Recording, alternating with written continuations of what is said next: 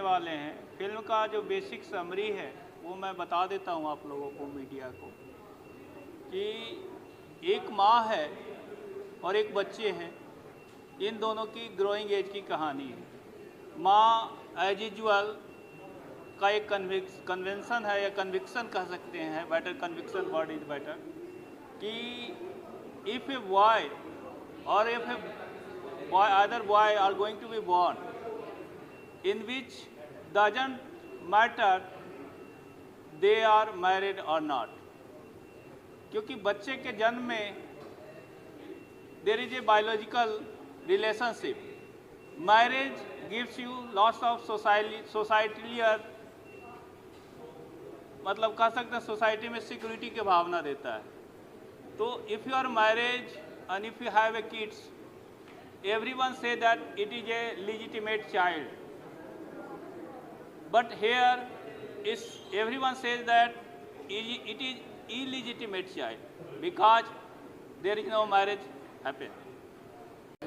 जो कि ये बिलीव करती है कि अगर एक वाइफ को जो इंट्यूशंस आते हैं वो बिल्कुल सही आते हैं, और मतलब ये जो स्टोरी है ये एक रियल इंसिडेंट्स पर बेस्ड है, एंड कैसे इसके ये अपने पति को इंसाफ दिलाने में साथ देती है।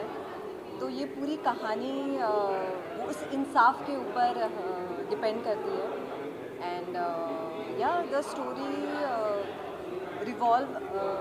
पूरा ये रिवॉल्व अराउंड ये होता है कि कैसे आप मतलब जो सच है वो कभी छुपता नहीं, वो हमेशा बाहर आता है। सो या जी सर, किरदार एक लाइन में है जी, इन सबके दुख के सुख के कारण हम ही हैं। हम दोनों बाप बेटे ही हैं। देखिए, कास्टिंग के लिए हमने काफ़ी मेहनत की, करीब 6 महीने हम लोग का ऑडिशंस चला है कास्टिंग के लिए। और जहाँ तक सर की बात है ना, जब मैं जज का कैरेक्टर को फाइनल कर रहा था ना, तो सौरभ शुक्ला का मेरे अंदर की इमेज बैठा हुआ था। तो जब सर से मैंने पहली मीटिंग की, नरेशन किया, मैंने सर को बोला कि सर हमें सौरभ शुक्ला नहीं चाहिए, आप मुझे कुछ अलग करके बताइए। सर ने बोला कि रजनीश तुम मेरे ऊपर छोड़ दो, मैं खुद इसको कभी भी सौरभ शुक्ला से कंपेयर नहीं करना चाहूँगा। उसका जब सर ने पहला एक नरेशन के बाद जो पहला रिएक्शन सर का आया ना, उससे मुझे समझ में आ गया था कि हमें जज जो है ना कानून कुमार मिल चुके हैं। एक चीज़ और, कहानी की बात करूँ ना, तो मुझे करीब 3 साल लगे हैं इस कहानी में। 3 साल लगे मुझे इस कहानी को कंप्लीट करने में। स्क्रीन प्ले में बहुत सारी चीज़ें थी जो मुझे लगता था कि इसको डालूँ, इसको नहीं डालूँ। अगर देखा जाए तो मुझे लगता है करीब करीब हमने इसका 25th ड्राफ्ट बनाया, 25वें ड्राफ्ट में जाके कहानी हमारी फाइनल लॉक हुई थी। और ऑन दिस सेट कुछ नीलू मैम की तरफ से इम्प्रोवाइज होता था, उसको हम लोग ऐड करते थे। सर की तरफ से इम्प्रोवाइज होता था। कृष्णा ने बहुत सारे अपने पंचेस डाले, लोकेश भाई ने बहुत सारे पंचेस डाले।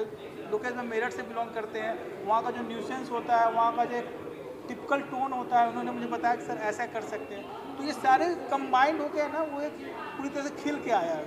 अच्छा, आप सर मेरे लिए मतलब, और इनके साथ काम करना बहुत अच्छा एक्सपीरियंस था मेरे लिए। और मेरा इसके अंदर सिर्फ एक छोटा सा रोल है कि मैं सिर्फ परेशान हूँ कि पापा के जो स्कूटर है वो मुझे पसंद नहीं आती। बस वो मैं स्कूल से थोड़ा दूरी उनको बोलता हूँ रुक जाओ करके, अगर स्कूल के पास ले जाओगे तो मेरे दोस्त मुझे चिढ़ाएंगे बस। तो ये थोड़ी सी चीज़ें हैं, मेरा इतना छोटा सा रोल है बस। और मतलब चूँकि आपका किरदार जो है बहुत नॉनसेप्ट था ये, और मुझे थोड़ा सा ये जानना चाहता हूँ, सब बहुत अच्छे गाने हैं, कितने गाने आपके ऊपर फिल्म आएंगे? जी, ये तो जब आप मूवी देखेंगे तब आपको पता चलेगा। और गाने इसके बहुत ही अच्छे हैं। जैसे आपने ट्रेलर में भी देखा होगा कि स्वीट सा रोमांटिक सॉन्ग है, जो एक मिडिल क्लास फैमिली होती है, कैसे वो छोटी छोटी चीज़ों में ही खुशियाँ ढूंढ लेती है, या तो उस तरह से वो गाना दर्शाया गया है। एंड या कुछ लाइंस जो आपने सुनी होगी वो काफ़ी सूदिंग है। मतलब जब ये पूरा गाना आप देखोगे तब आपको बहुत मज़ा आएगा।